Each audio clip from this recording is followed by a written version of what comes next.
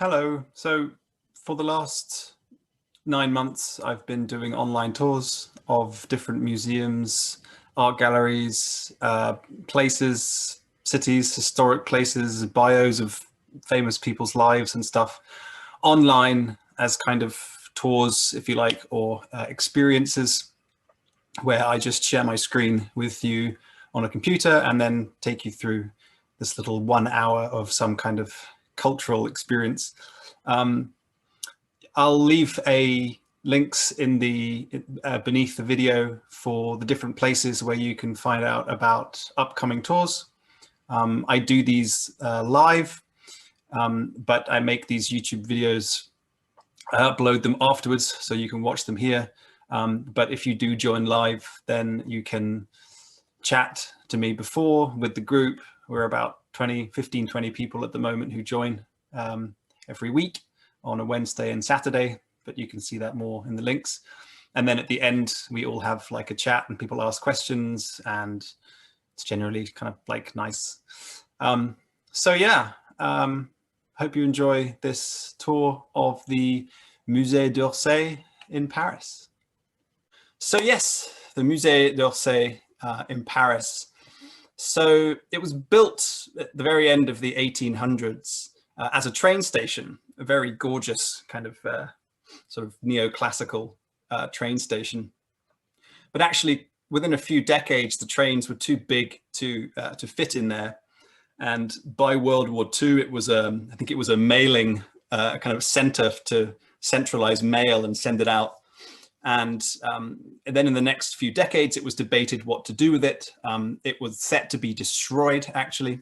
But the Minister of Culture at the time, I think this is in the 60s or early 70s, fought for it. And it then was decided to become a modern art place for the art in the Louvre. So it became then a sort of transitional point from older art to something more modern. And in that vein of modernism is roughly sort of 1850s onwards. So we'll be looking at a lot of the arising of the modern art and the modern mind, especially in French art, like the realists, the impressionists, and the post-impressionists. So this is inside the museum, and I'm going to try and give you, a look into the rooms and then the paintings in each of them, so that you get a mix of both things. So this is the central hall when you come in, and many rooms kind of lead out from that. And up on one of the higher floors is the Impressionist section, which we'll spend quite a bit of time in. It's one of their kind of finest areas, if you like. They have a gorgeous cafe as well. So I wanted to start with something before the modern, if you like, which is Romantic art. So they have this amazingly dramatic painting by William Bouguereau, who is this guy here. So this is the Romantic period. The Romantic period was they hated the period of the Enlightenment, this rationale, this kind of cool rationalism. Man is the measure of all things. Everything can be worked out. There's no more mystery anymore. And also the increasing of technology and industry and stuff like this.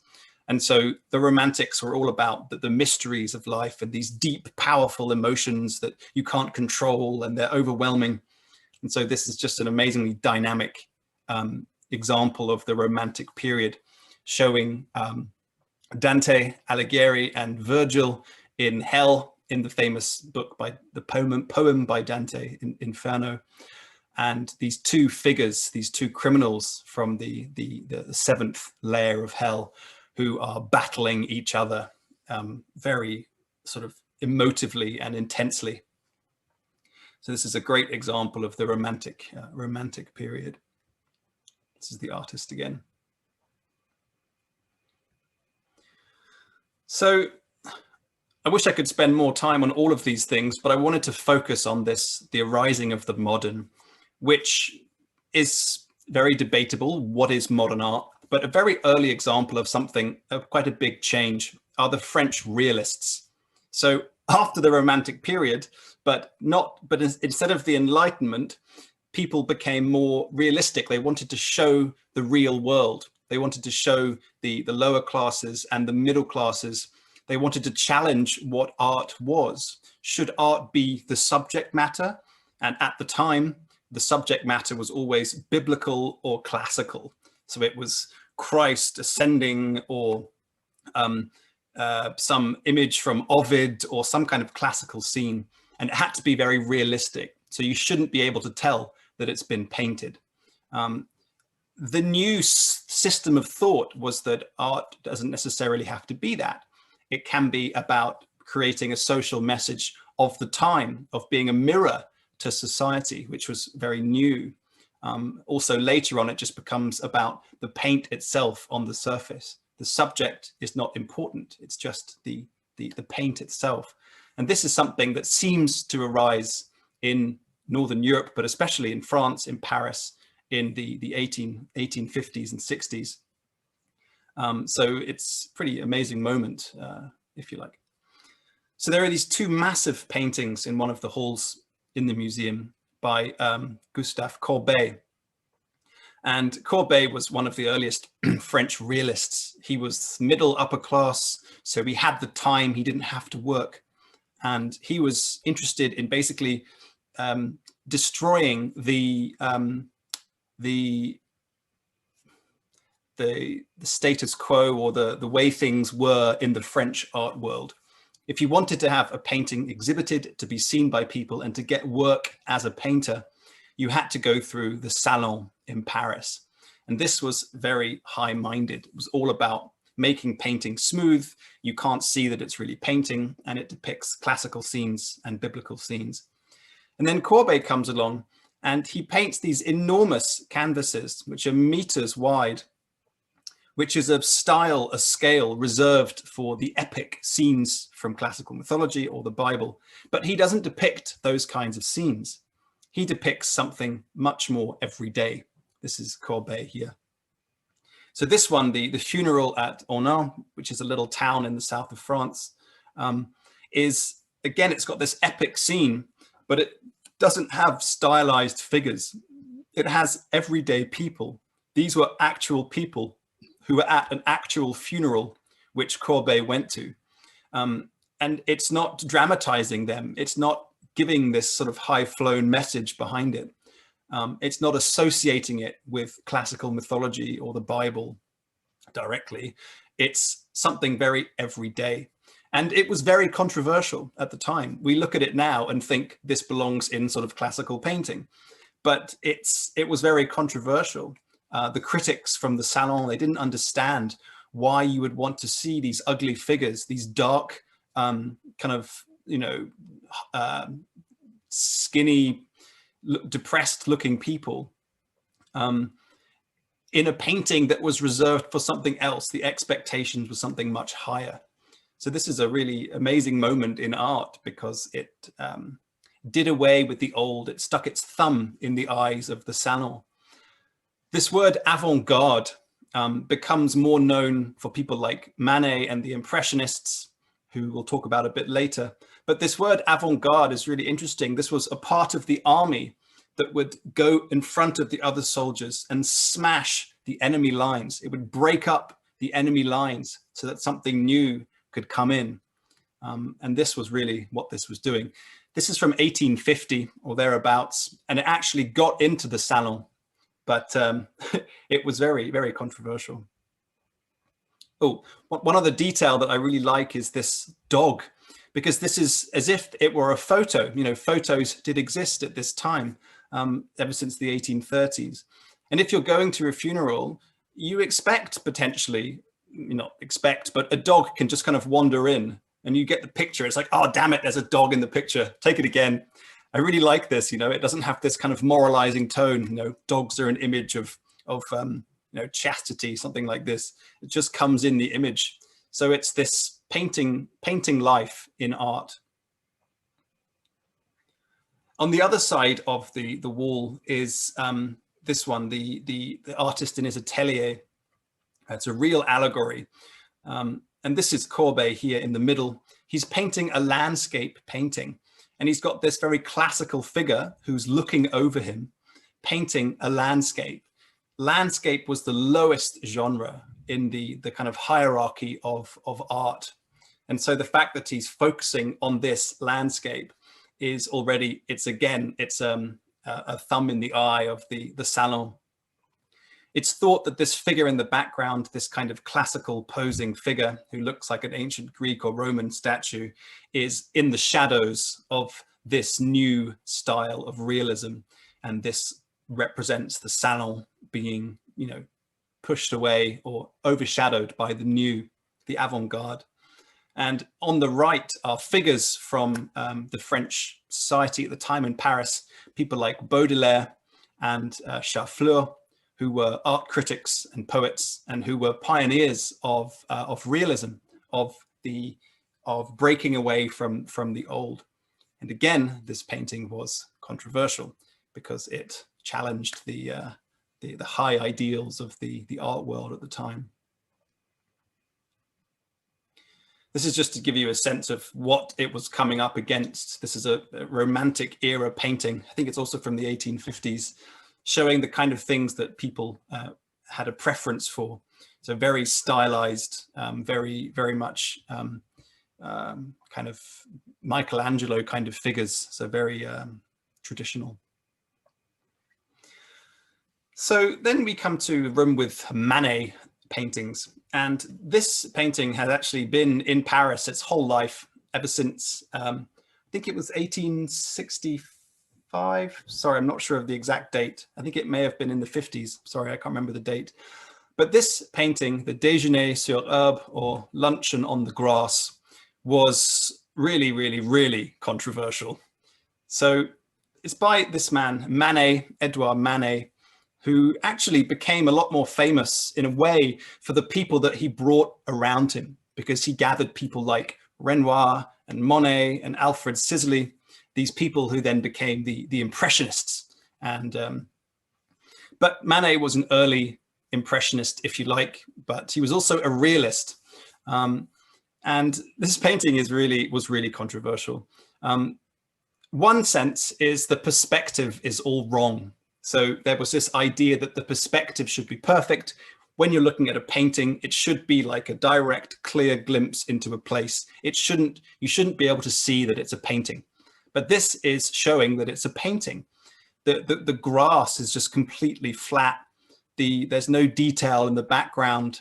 And this figure, you know, if she was actually in real perspective, she would be about 9 feet tall. So it's a complete, it's modern art. It's modern art for the time.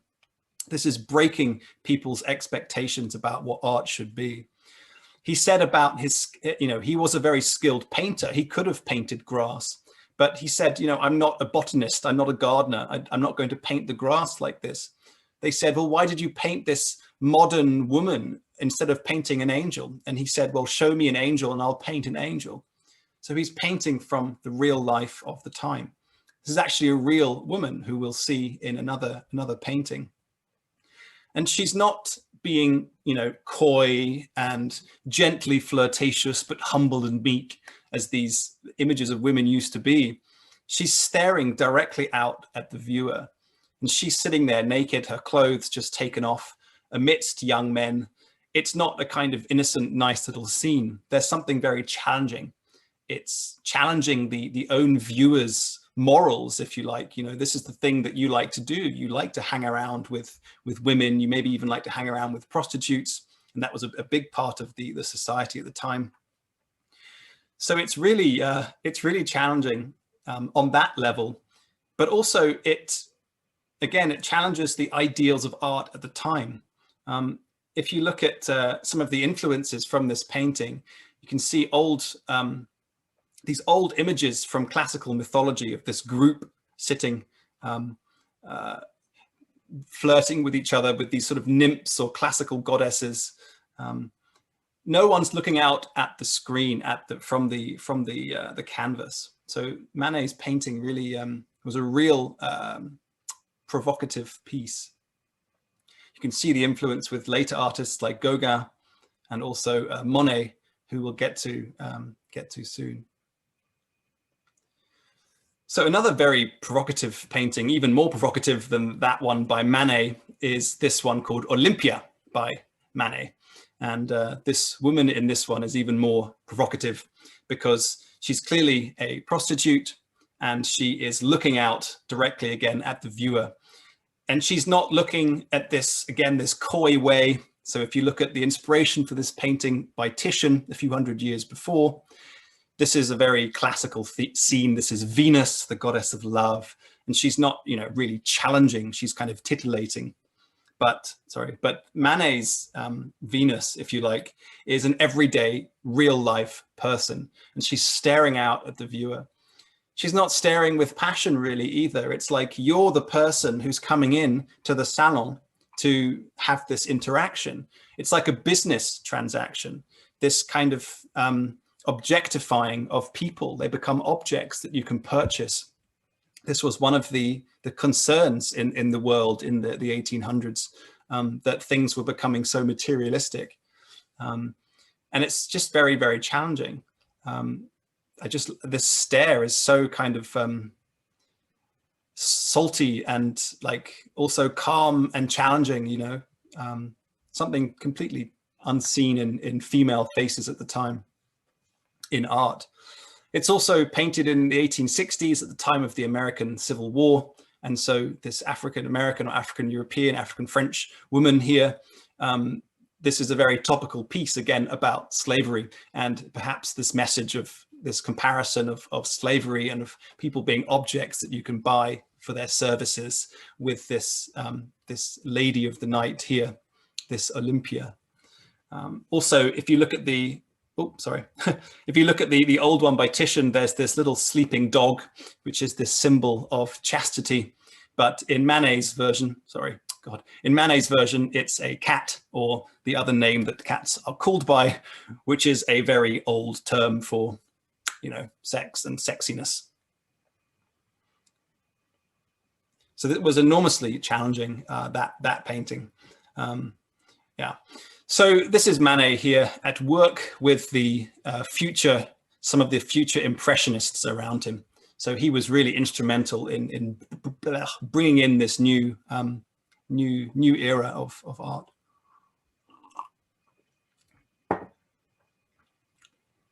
So we move on to Monet. This is him in his later years with his famous beard, Claude Monet, and a room where many of his paintings are. So the difference between the Impressionists, people like Monet and Renoir, is that they were much more interested in the light and the colors, the getting an impression through the artist of the real world. They weren't that interested in this realism of portraying society and kind of commentating on society.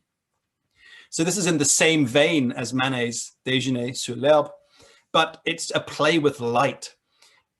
The light on his shoulders and on her dress and cascading over the picnic rug is really, really beautiful, and a very early example of this fascination with just the pure color and the pure fascination with light. Monet was one of the earliest plein air painters, people going out into the open air and actually painting from what they see.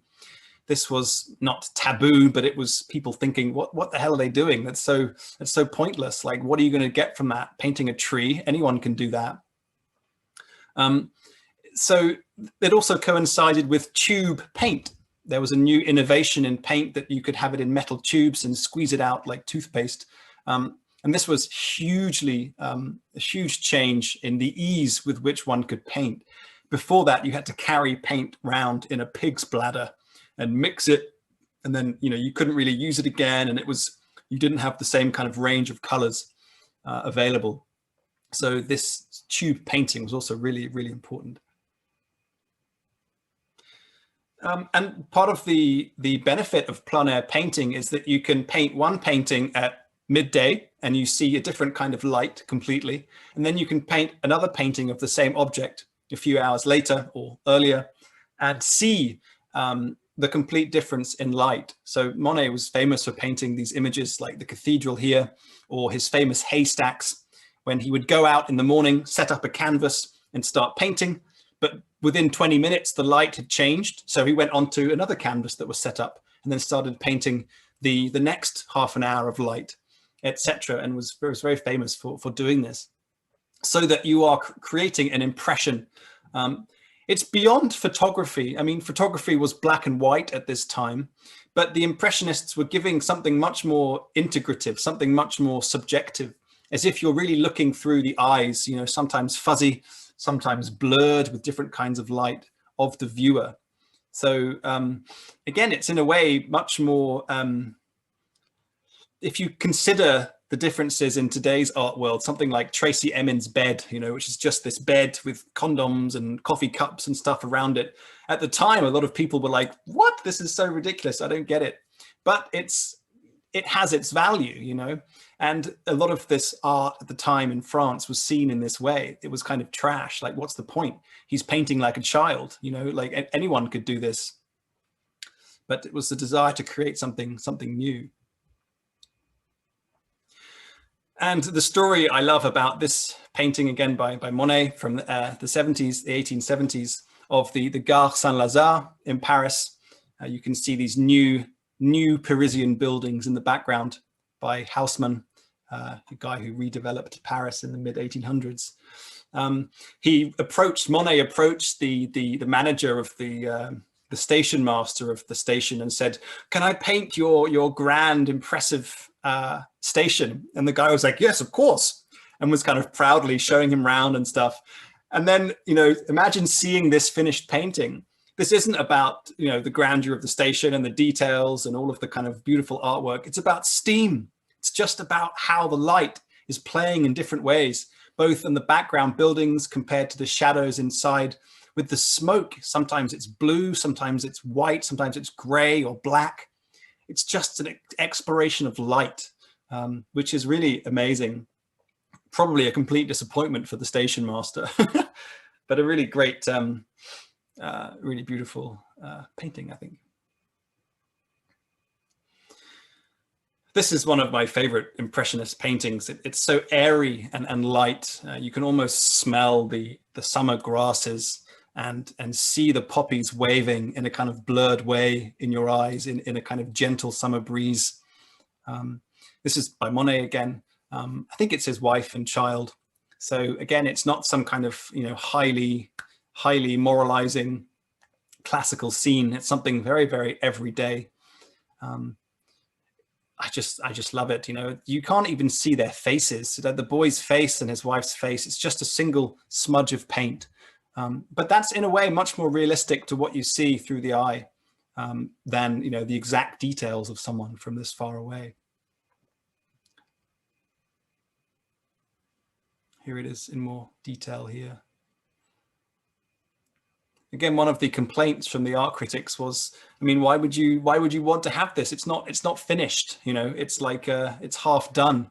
There's just this wash of gray sometimes when you should be seeing a green field full of vibrant grass.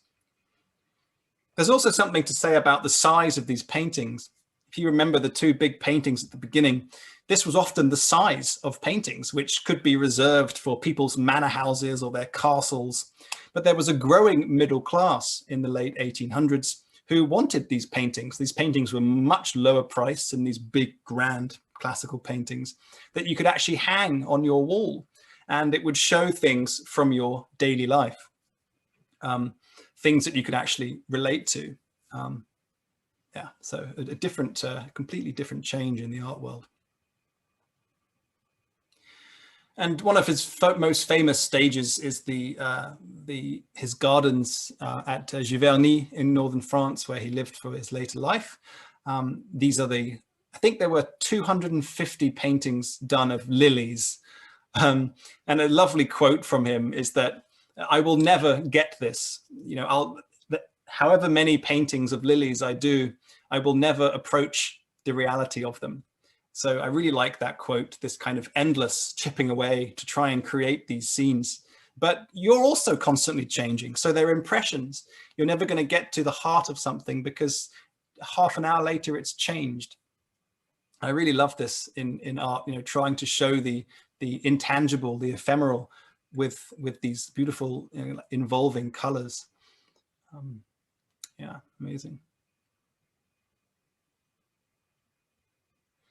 And his famous Japanese bridge over his gardens, really just gorgeous, and made more gorgeous, I find, by the fact that you can actually go there and see it.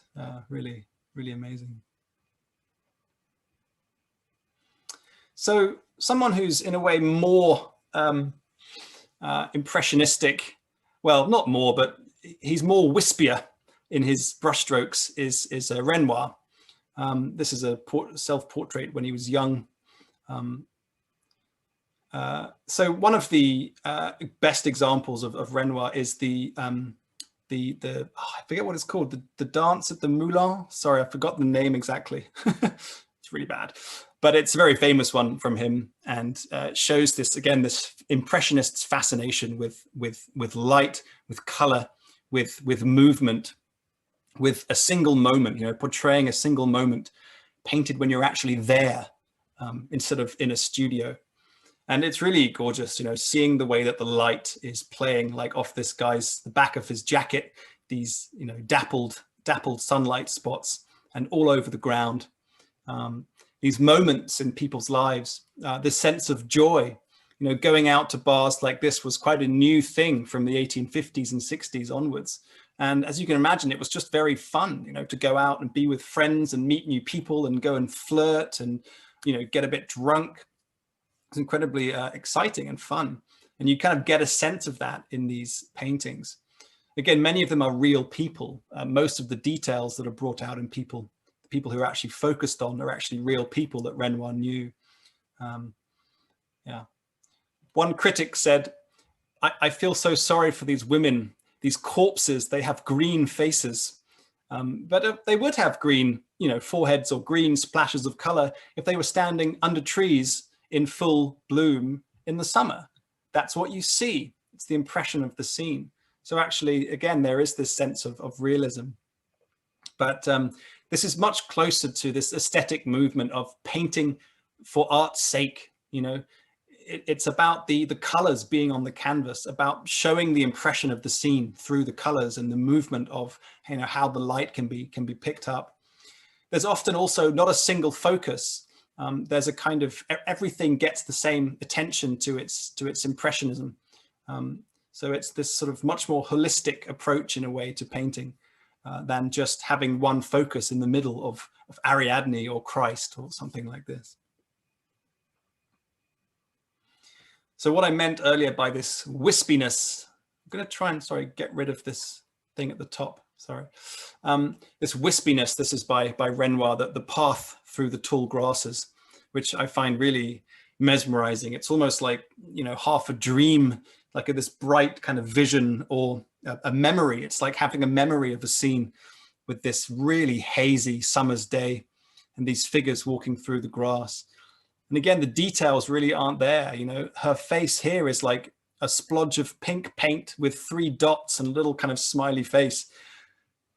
It must have seemed very absurd at the time to these more traditional art critics to see images like this. But for us, I think one of the, you know, Impressionists are one of the most popular art groups. People love, you know, having little postcards of Renoirs or Monets on their walls because it's just so full of light. It's so refreshing.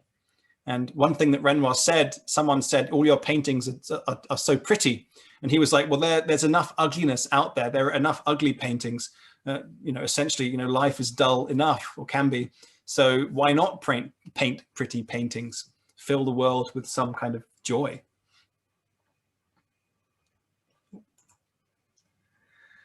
So from Renoir, we move on to Degas. So a little bit of a different attitude again towards this new avant-garde art form.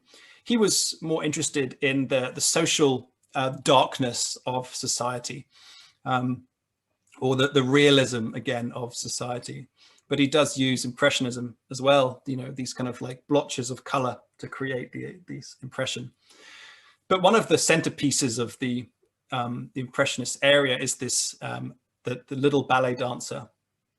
This is when she was, I think, 14 years old, 13 or 14. On the surface, it looks like a very elegant study of a young woman.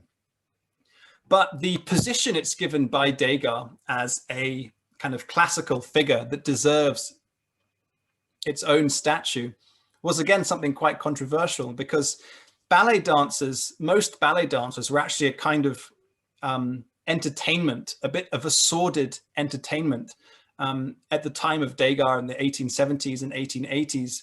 So he would go along, he wasn't interested so much in the performance, he was interested in this underside of society, these established norms, where these very young women who were being forced into this world of the ballet to become dancers, and were very often encouraged by their parents to you know, come on to the men and to engage in relationships with much older men in order to fund themselves and to fund their family. Many of the ballet dancers were thrown out for being accused of prostitution, but they had to. There was this very, you know, nasty undercurrent in the society. And Degas was really interested in bringing that out and showing people this. This is a copy of a wax model, but she had a real tutu, real clothing. She had real hair originally. And it's a sad story, because this is a real girl who disappears from the records at age 15. But she was part of this semi-prostitution ring with the ballet world. And she was thrown out of the ballet school in Paris for being accused of liaising with older men. So it's a kind of monument to this darker underbelly of society, the plight of these younger people. So it's quite dark in a way, and it's again, you know, art as a mirror to society. This is a younger Degas here, and a side-on of the ballerina.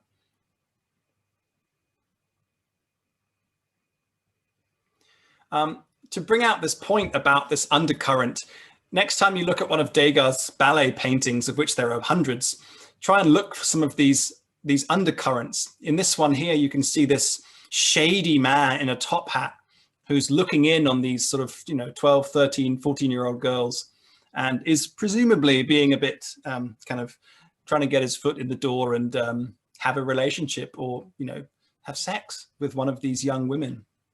So it's potentially something a bit more like strippers in today's society, which is quite interesting.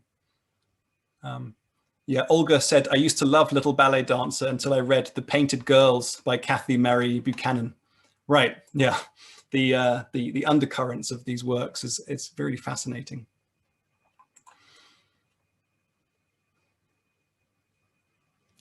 Another one by Degas, I really like this one. It's so modern in a way. It's because it's not showing some stylized scene or something set up. It's showing like this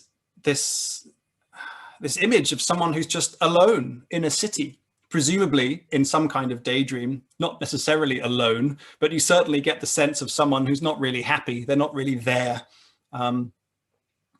It's this commentary on loneliness. Perhaps she is in a bar, perhaps she's also a prostitute. This seems to be a very common theme, but she may also just be the partner of this guy, and she's just bored and alienated. You get this with Edward Hopper, you know, with the scenes in this famous scene in the bar a few decades later. So this is this really early moment of this brilliant kind of art as a mirror to society. But Degas includes this impressionism, these undetailed, like the dress is just sort of these swathes of brown, and yeah, it's really quite provocative, and yeah, would have touched people and challenged people, I can imagine. So there's also a work by, I forget his first name, I think it's Gustave Caillebotte, or Caillebotte, if you don't want to pronounce it properly. These workers, the woodworkers, God, I keep forgetting the names of the paintings, sorry, but they're workers in a room. Let's talk about it in more detail. This is Caillebotte here. So it's from the 1870s, and it again combines this new sense of impressionism, this new feeling of light, this exploration of light, and the playing of different colors together, but also with the everyday, elevating the everyday and portraying it in its essence. These are two guys in conversation, and they're lower class, presumably they're day laborers. They, you know, you've got his skinny back here, very skinny bodies. You know, the male nude was a very popular subject ever since the ancient Greeks, of this sort of the perfect form and the way that you could bring out muscles and all this stuff. Think of, you know, Michelangelo's David and all this kind of thing. And these figures, they don't have that. They've got these bent backs. They're day laborers. It's focusing on this scene, a very trivial everyday scene, which is really, again, it was very new and a brilliant moment in the arising of the modern, if you like. There's also some, you know, you can read about this link between the curls of the banisters over here and the curls of these wood chippings contrasted with the otherwise quite straight lines of the room. So the whole thing is a kind of a creation, a visual, emotive, social creation. Yeah, quite beautiful. And talking of visual emotive creations, we get James McNeill Whistler, who painted the famous picture here, Arrangement in Grey and Black, which is also known as Whistler's mother.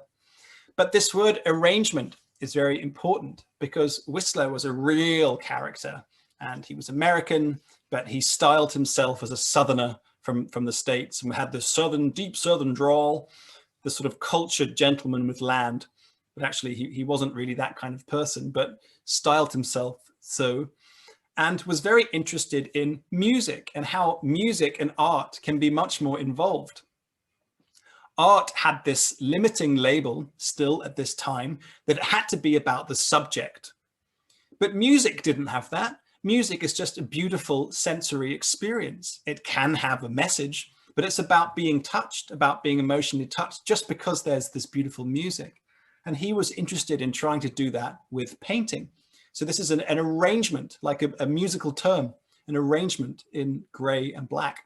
Something else on the chat here. Oh, perhaps men who had moved to the city from countryside where they may have been ploughing fields.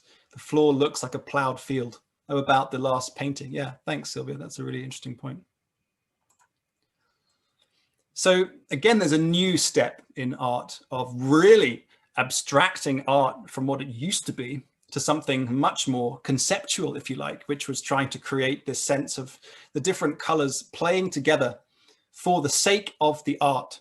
So Whistler was not friends with Oscar Wilde, but they had this great kind of clash of wits.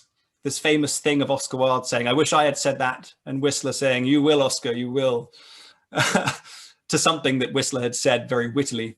And Oscar Wilde was all about this aesthetic movement of, you know, art for art's sake. Beauty doesn't need to have a reason or some subject. And so this is actually an exploration of color. But it got really taken out of hand and became this symbol in a more modern culture. This is Whistler, by the way. This painting of his mother became this symbol of kind of stoic mothers, especially in America. So you get these images coming all over the place about, you know, the beautiful image of this solid, stable mother, you know, kind of quite pinched, but calm and collected. And it's kind of everywhere, but this wasn't the intention. The original intention of the art piece was an exploration of grays and blacks. So it's quite interesting. This is from Mr. Bean movie, which I just thought I would add it in there. This is another one in the same room of a river view, but I think this is also called Arrangement. Sorry, I've forgotten the name again, but again, it's a musical term. So this is an exploration of color. I think it's Arrangement in Green and Violet. So it's again this musical sense of creating art that speaks to you, emotively without this story. It's a play for the eyes and whatever connection there is between the eyes and the brain and the soul and the heart. It's something that's trying to create something different out of art. This is one of his most extreme examples of that, is a painting of Chelsea in London. This painting, I don't think this is in the Musée d'Orsay. I think it's actually in London, but it's a great example of how far he took things in a direction of what we can call kind of modern or abstract. It's just a series of smudging colors onto this canvas. But you know it's a river scene. And there was this famous trial between Whistler and John Ruskin, an art critic. And in this trial, the guy said, look, how long does it take you to paint some of these paintings that you're selling for this huge amount of money? And he said, well, maybe 2 or 3 days. And the guy said, so you're charging all this money just to paint for 2 or 3 days? And he said, yes, I paint for 2 or 3 days, but it's a lifetime of experience that goes onto the canvas. And that's something also very changing in how the artist is being seen. And this is still, late 1800s. In another little room are some lovely paintings by Alfred Sisley, who was an English man, but spent most of his life in France and was a kind of core member of the Impressionist movement. Oh. So this is a scene in the fog. It's this amazing portrayal of mist. So again, prior to the Impressionists, landscape painting was hardly ever focused on as a pure art form. And suddenly now you get these paintings of just the mist.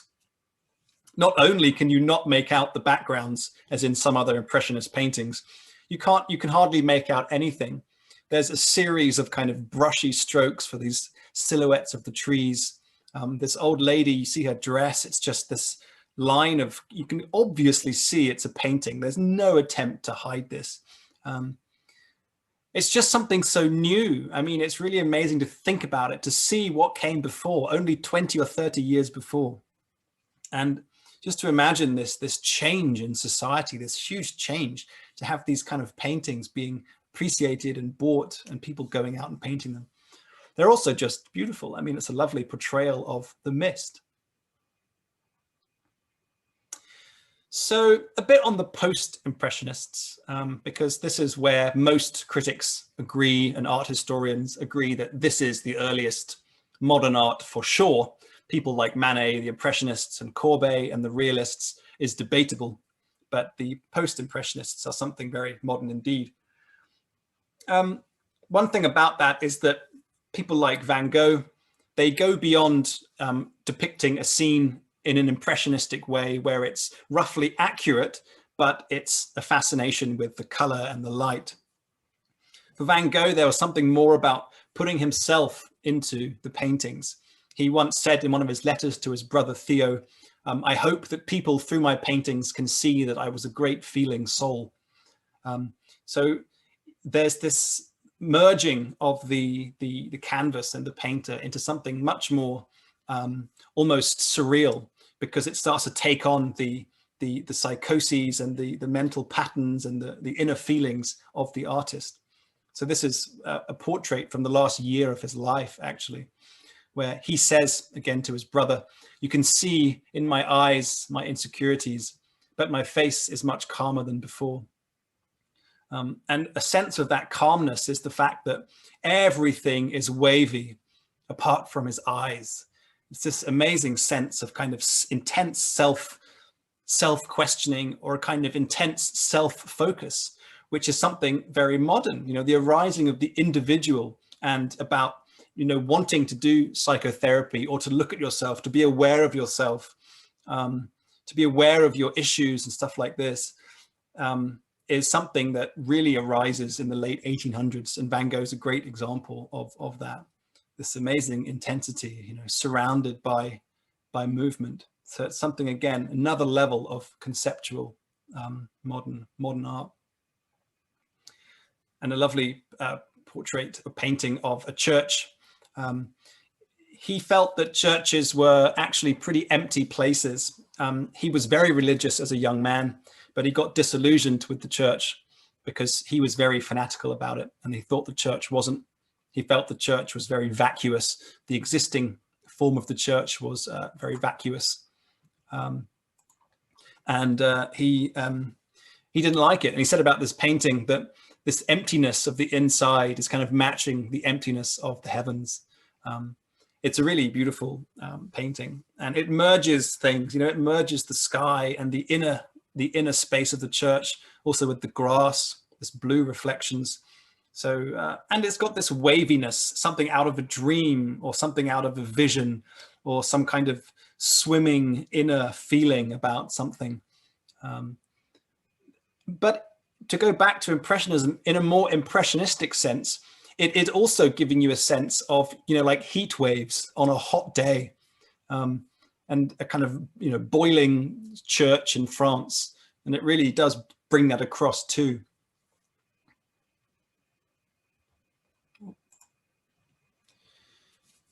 So Gauguin, these are paintings by Gauguin. Paul Gauguin, he was a friend of Van Gogh until they had this famous falling out. Here's Gauguin here. They had this famous falling out, which is when they say that Van Gogh cut off his ear. And these days, Gauguin's come under a lot of fire because in the late 1880s, he went to Tahiti to try and rediscover an older way of life. He thought he had this, you know, quite idealistic idea that in these unsettled areas, Tahiti was a French colony, that they still had an older way of life, where the women and the men, but he liked to focus on the women, were sort of sexually open and free. It was kind of open love. There was an innocence, a kind of native religion, like here worshipping the statue, which didn't mean, you know, covering up your bodies and being pure and stuff like this. It was an open, free, early society of man, of humans. What he's come under fire for is the fact that he went there and women as young as 13 and 14, he had relationships with. Also paintings like this, when they were seen in Paris, of these scenes of this innocence and this, you know, early kind of lifestyle that he a bit idealized, they found it a bit ridiculous. They were like, you know, this dog is like a little cartoon character that a child can draw. And, you know, water, like a red stream with these odd kind of almost symbolist shapes, you know, when you start to get later painters who paint in a much more abstract way with these blotches of color. This is so different than, you know, 40 years before with Courbet and Manet, who were new in their own way, challenging the norms of society. But this was really, really, really new. These kind of blocky colors, these blocky figures, something much more about the spirit of what he's trying to bring across, as opposed to the actual scene itself. He also painted from his imagination, something that Van Gogh could never do. So this painting from imagination, also you can understand, gives a rise to something much more modern, because then you get things like surrealists and symbolists and all the kind of crazy stuff that's happened in the last 120 years of art. Also this one here, it's very modern in the sense that it starts to suggest surrealism and symbolism. Things aren't really accurately portrayed. There's no, you know, realism in the perspective of these figures. And there's something about, again, trying to get across the spirit of what he's feeling about this primal nature of man, naked women riding horses, and this, yes, perhaps you get the sense then of what he's trying to do. But the way he used colors was also quite an influence on other people like Matisse here. This painting isn't in the Orsay, the Musée d'Orsay. I just thought I would include it for context. But you can see a bit of a similarity in the way that the colors are, they're not really fitting, you know, to have like orange splashes in the water. And then to have this woman whose forehead clearly wouldn't be bright green, but you get a different sense of color and insight from these kinds of modern painting. You also see the influence of Gauguin with Picasso in these faces and these kind of quite chunky figures, which you also see in things like Art Deco and that kind of movement. So one of the last sections is The latest, so I've tried to go chronologically, is Cézanne. So famously, Picasso said Cézanne is the master of us all, or the father of us all, sorry. And he's been called the father of modern art. It's quite interesting because this painting of apples and oranges, which I think sold for some crazy millions in the 80s or 90s, is interesting because it's not a normal still life. You might look at it and be like, hey, how is this like really modern? But there are a couple of things like how every object gets its own place, as if its perspective is exactly bang on how it should be seen in that moment. So, you know, this cloth hanging down, it shouldn't be this open fronted. It should be much more down to the side. The jug should be way behind the bowl. It should have shadows from the bowl. The thing's off. It's like, it's all a bit off, but it's bringing things out into the space so much more strongly. It's defying the eyes and this desire to have perfection in perspective and creating something much more 3D, something much more conceptual as well. It's bringing things out into a wider field of consciousness than they would otherwise have. This is Cézanne here. So you can see this in more modern art. So this is from Jean Metzinger from I think 1911. And look at this cup down here. This is from Cézanne's Apples and Oranges. It's really inspired by this new sense of perspective, where you have half the cup, you can see it there on the side, and half from the above. So he really influenced Cubism and this sense of abstracting images down to something very geometric and in a way more holistic. Like instead of just painting the front of someone, you can paint the front and the side and the depths as if you're actually portraying them in their entirety too, as opposed to just the image that your eyes can see. He did this also with his landscape painting. So this is also in the Musée d'Orsay. It's the Mont Saint-Victoire in the south of France. You can see as well that he's using almost like rectangular shapes for his color blotches. So this is abstracting Impressionism even further. And it's trying to create this dimensionality to these paintings, to try and bring out the things that he's seeing into a much more real way for the eyes. And this also really influenced, later people like Georges Braque to abstract it further towards Cubism. Cézanne spent a lot of his time outdoors painting, especially this mountain. And he came from a wealthy family, so he could actually spend the time and do that. This is one really important thing about, the rising of the modern, is the rising of the middle class, people having time to be able to paint, not needing to do it for commissions. So it's a really important feature. The last object is the polar bear by François Pompon from the 1920s.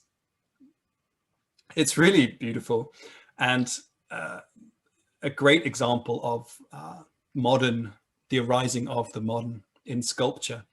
Because what he would do is start with the model of a polar bear in its detail with, fur and, details of the face and the claws, and then abstract it, taking away the details further and further and further until you get to something like the essence of the subject. I love the clunky, this is Pompon, by the way. I love these clunky paws because they give this sense of the weight, this kind of padding heaviness of this beast with this slight sense of the claws here. Hardly any details in the face or the body, just this kind of lumbering yet elegant figure, which is something a polar bear is. It's lumbering and it's elegant, at least I think so. And this was something very new to really abstract the subject to this degree. It's really, really lovely. He really influenced a famous sculptor called Brancusi, and you can see his influence here. This is a falcon abstracted to this poise again of elegance and power. This is not in the Musée d'Orsay, but I thought I would include it anyway. So yes, that's an introduction to the museum, and I hope you enjoyed it and got a good feel of it, and a good feel of the history of modern art, if you like. So thank you very much for watching, and perhaps I'll see you on a tour in the future. Okay, bye.